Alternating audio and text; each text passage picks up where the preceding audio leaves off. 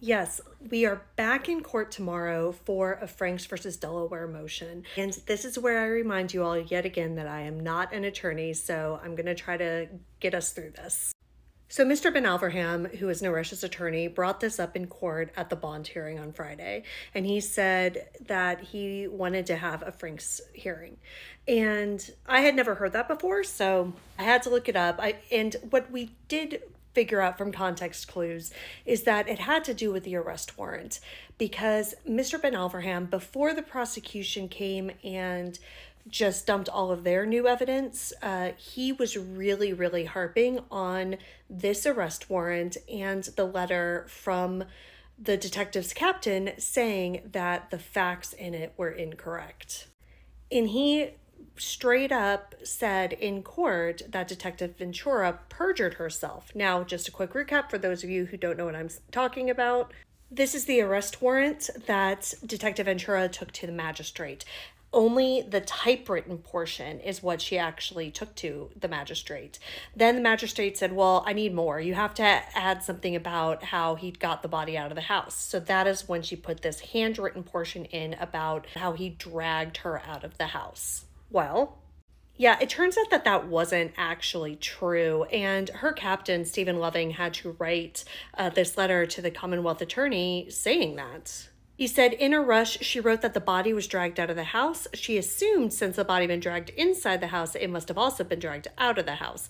When I asked for evidence supporting the claim that Momto was dragged out of the house, Detective Ventura acknowledged she could only prove the body was not in the house, but had been dragged from one room to another within the house.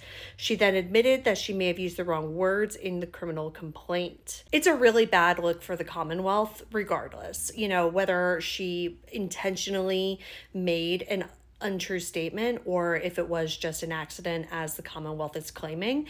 It's a bad look. It makes them look shady and it makes them look underhanded.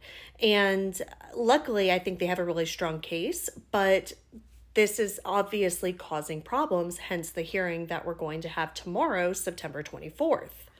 Now, this was a Supreme Court decision, and they held that where the defendant makes a substantial preliminary showing that a false statement knowingly and intentionally or with reckless disregard for the truth was included by the affiant in the warrant affidavit, and if the allegedly false statement is necessary to the finding of probable cause, the Fourth Amendment, as incorporated in the 14th Amendment, requires that a hearing be held at the defendant's request. The trial court here therefore erred in refusing to examine the adequacy of petitioner's proffer of misrepresentation in the warrant affidavit. This is where me not being a lawyer is going to hamstring us a little bit, because from what I could see, all of the cases in which this come up, it's referring to a search warrant. And in this case, we're referring to an arrest warrant.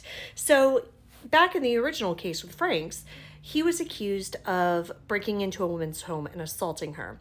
And the application for the search warrant had false statements in it about his clothing. So the police were able to get a search warrant based on these statements. They went inside, not only found the clothing, but found what they believed to be the knife used in the attack. So his attorney was trying to get all of that suppressed because the search warrant was based on false evidence.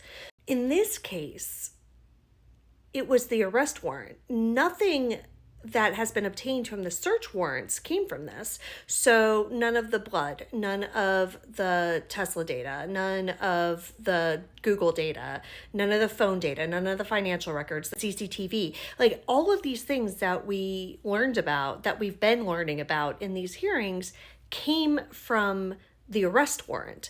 So I'm kind of curious to see where Mr. Ben Alverham is going with this and what his ideal outcome would be. I mean, the only thing I could think of is he's trying to get the arrest thrown out, which even if he does, the Commonwealth has a much more probable cause to arrest him than they did on August 22nd when the original arrest occurred.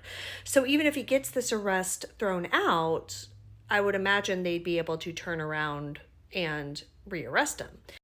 I'm not sure what's going to happen tomorrow. Again, if I were an attorney, I'd probably be able to give you a better idea. But listen, I'll be there. I'll be taking notes. So we'll all learn something new together tomorrow. I'll do a live. I've created a live event. It's in the links below. And of course, as always, all times are approximate because we do not know how long these things are going to last. But we're going to have witnesses at this, I'm guessing. So it's probably going to take a while. Hopefully not 3 hours like Friday, but it's not going to be a quick in and out 20-minute hearing, I don't believe. So anyway, I will see you tomorrow and we can just go over it all together.